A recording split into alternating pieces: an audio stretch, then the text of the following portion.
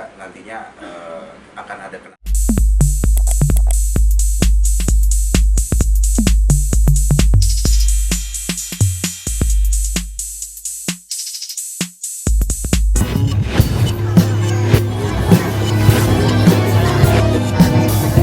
Media semuanya, selamat sore, assalamualaikum warahmatullahi wabarakatuh.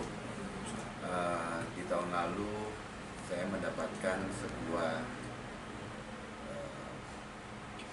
kriminalisasi terhadap saya dengan menghancurkan reputasi dan kredibilitas saya dengan adanya fitnah dan hoax terhadap apa yang dilaporkan itu terkait dengan KDRT dan kekerasan seksual.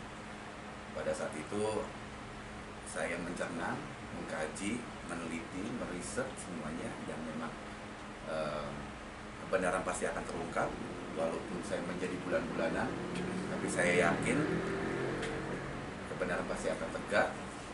Saya hanya bermodalkan sabar, ikhlas, doa, dan dukungan dari banyak pihak yang benar-benar untuk menegakkan kebenaran dan keadilan ini.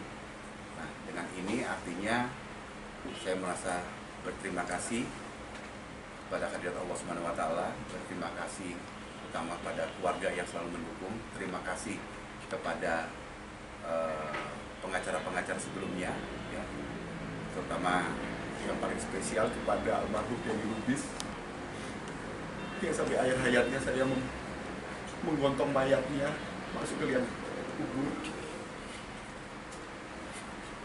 Terima kasih untuk keluarga Denny Lubis.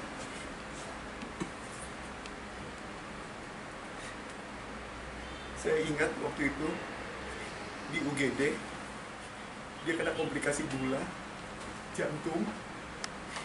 Yang ditanya pertama kali saya merawat dia di UGD, yang ditanya cuma satu, "Zal, gimana kasus lu, Zal? Kita harus tegak lurus, kita harus menang." Saya cuma bilang gini kepada almarhum, "Bang, nggak usah bikin kasus saya, Bang. Abang harus sehat dulu. Zal, gimana kalau saya udah nggak ada, lu lari ke Ihsan. Insya Allah Ihsan akan membantu." Nah, setelah itu ada beberapa proses yang akhirnya alhamdulillah saya terima kasih kepada Bang Ihsan dan tim Bang Mangsi yang sudah banyak memberikan edukasi pada saya penegakan hukum.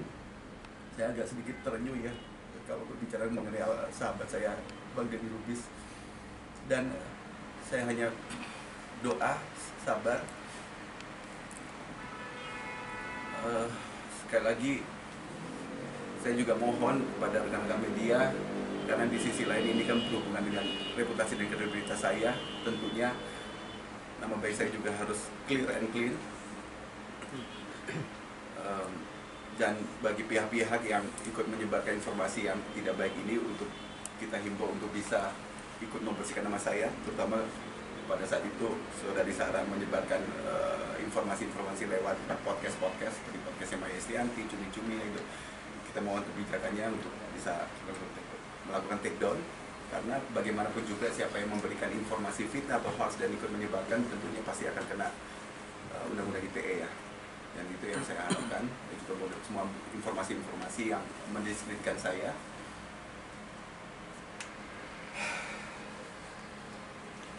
Saya kalau ngomongin almarhum Denny Lubis saya udah speechless, nggak bisa ngomong apa-apa.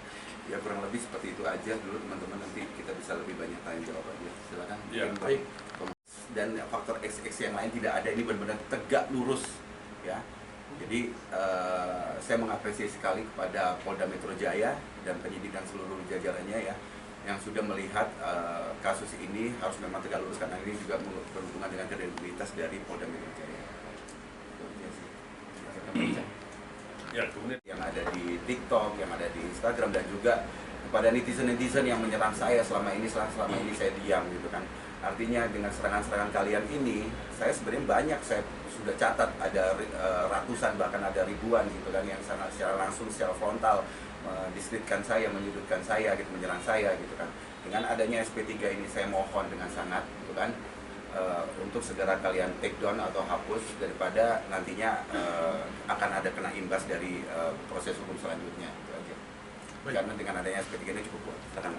Sedikit kena teguran dari alma mater kampus gitu kan, agar tidak melibatkan masalah pribadi. Dan pada sore hari ini mudah-mudahan bisa menjadikan informasi yang terang benderang, dan kami mengharap untuk take down dari informasi-informasi yang tidak benar ini, karena bagaimanapun juga yang memberikan informasi fitnah dan ikut menyebarkan tentunya ada konsekuensinya. Kan bisa? Oke.